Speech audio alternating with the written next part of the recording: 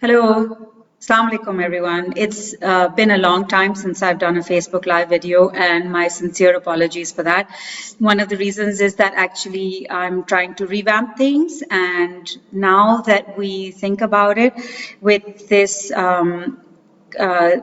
lockdown and all of these other troubling uncertainties, I thought this is actually the ideal time to really start talking about things that we might all be thinking about, but we haven't really maybe discussed it. So one of the things I really wanted to talk about today was exploring fulfillment and maybe life balance.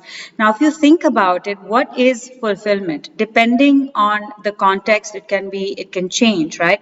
So if we think about fulfillment, it's when we actually feel like we have accomplished a goal and we actually do what we set out to do. So if I have a target and I achieve it, then I'll feel fulfilled and I'll feel wonderful that I've actually done that.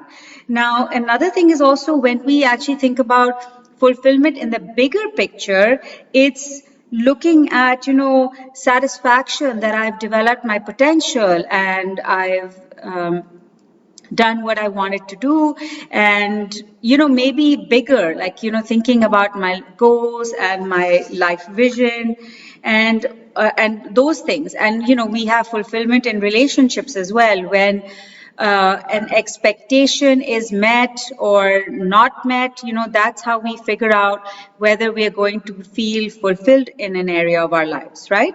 So fulfillment can mean lots of different things, and we're not really going to focus on that too much because it can change from day to day and moment to moment.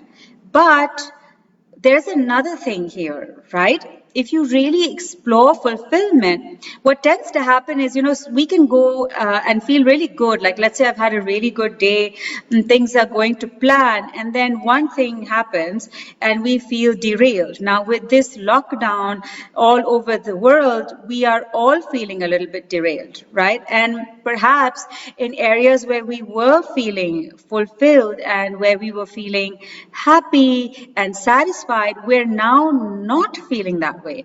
And that's because, one huge thing has come and basically derailed it. So there could be areas of our lives that were going okay before this. Maybe work was going okay, or, a certain relationship was going okay. And now we're spending too much time together, and perhaps things are kind of going off track, or maybe things with work relationships are not going so well. Whatever it is, we might have been feeling fulfilled and now we're not. So what do? One of the first things really is, to stop it going completely out. So it's like putting all your eggs in one basket, and then when one egg breaks, kind of everything gets destroyed.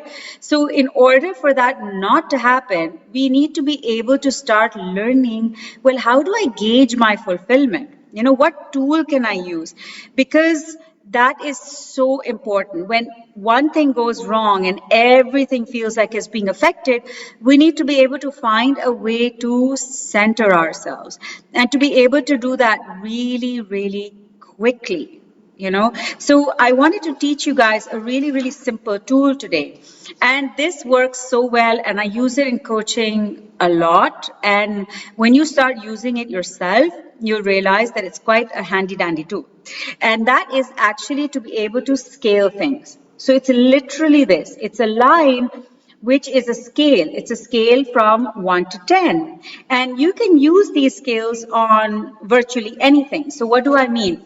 So if I'm thinking about maybe fulfillment in work, or just basically, looking at something bigger, like am I getting my life vision, I actually sit down and I draw a scale. And I draw a scale from 1 to 10. First of all, remember that there are no zeros on the scale. Whenever you draw a scale, even if things are feeling terrible and you're feeling really disheartened and disappointed, you still will draw a scale from 1 to 10. Okay? 1 being not at all or not completely, like I'm really not feeling fulfilled at all. And then 10 will be, where I'm feeling, really fulfilled and really happy and really excited about something.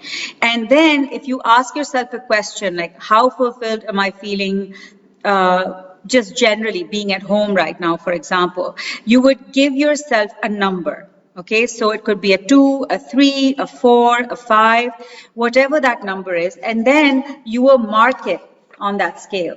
Once you've marked it on the scale, you're going to then ask yourself, what is the reason why I'm basing it at this number? So if I say I'm a 5, why am I a 5? What do I hear? What do I feel? What do I say that that makes me experience this at a 5? What this does is it takes us away from that, all or nothing kind of thinking and feeling that everything is bad.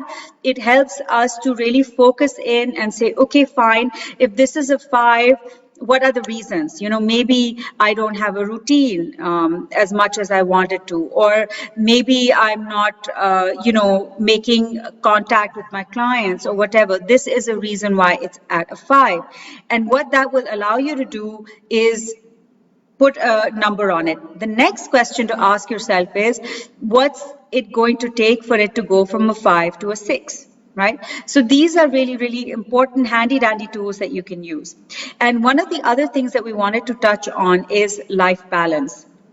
So when we think about life balance, another great handy dandy tool is to draw a wheel. Okay, now this is something we can go into more next time. But when I draw a wheel like this, I think about all the different areas of my life, right? One can be work, one can be relationships, one can be, thinking about things at home, whatever comes to mind. And you can leave some of them blank as well. And then ask yourself the question, okay, on a scale of 1 to 10, how fulfilled am I feeling in this area of my life right now?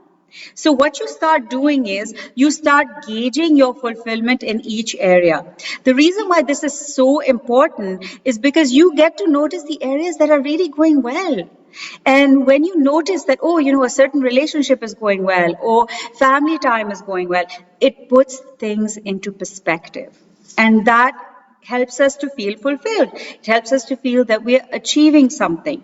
And then the areas that aren't working so well, we get to focus on those. So once you've done this kind of exercise, you're going to have a little bit of a diagram like this. Okay, your diagram can look totally different or similar. Whatever areas you want to put on it can be hobbies, work, family relationships, relationships with children, maybe just, staying at home as much as you are.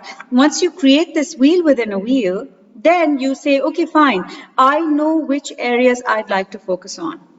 And then you can start looking at how to create some positive targets in this. Give this exercise a go. I would love to have your questions and feedback, and we can see how you progress. And if there's any ideas or anything that you would like to work on, or want me to share any tips on, please do let me know. I look forward to hearing from you, and thank you so much for tuning in. Salam alaikum.